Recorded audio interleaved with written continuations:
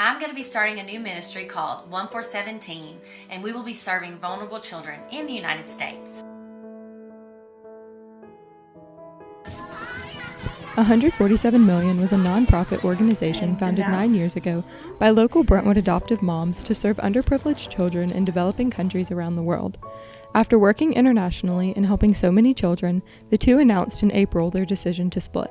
I'm going to be starting a new ministry called 147 Team, and we will be serving vulnerable children in the United States. And I will continue on with 147 Million Orphans, but the name will be Love One International.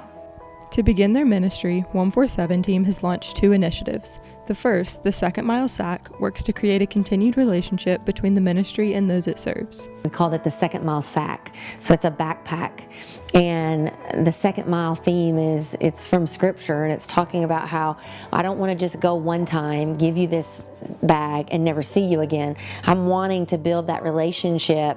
I want to meet those needs, and I want to empower you to be the best you can be. And what we're seeing people do is they'll take it and they might grow it depending on their area. You know, like if they're up north, they're adding coats, you know, or hats or whatever. And so it's just been incredible to see already some of the states that have already had their first give.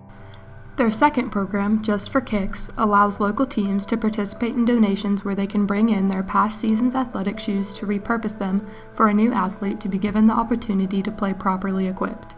These 2 campaigns provide children not only with the products but also the hope that is needed for them to live a happy life.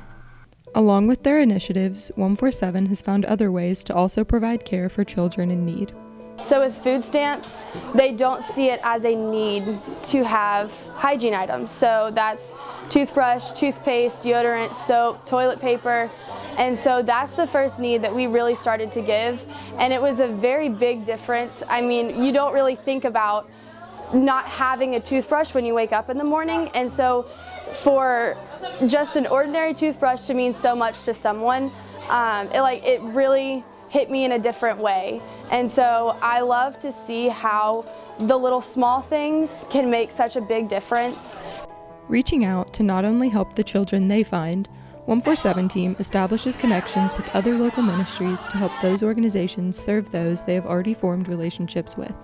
We really just find organizations like the Front Porch Ministries where we are right now. We also partner with Papa Joe and Elijah's Heart in Nashville, and they have already grown a connection with other people, and we help them in any way we can. So right now we are providing coats, gloves, hats, scarves, shoes. These bags around us are for hygiene.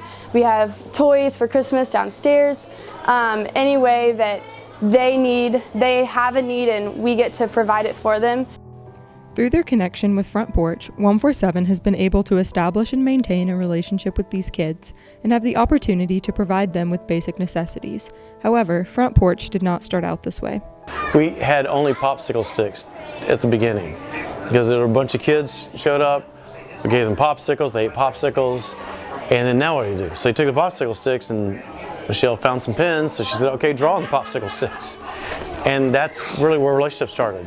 With the help of 147 Team and other organizations, Front Porch now has the chance to continue to serve those who come to them for help on a daily basis and have the opportunity to help children live a safer life. It was a dangerous place. By the time kids hit 5th grade, they were being recruited by gangs, and it was a hard thing to say no to. Over 90% of the boys were all in gangs by the time they were in 7th grade.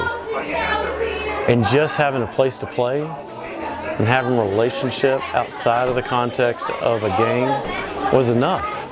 And so they would come here and play, and when gangs would come recruiting those guys, they would be able to say no. We didn't know how to talk to gang members and tell them to stop recruiting our kids. I mean, they were shooting, every week there were shootings.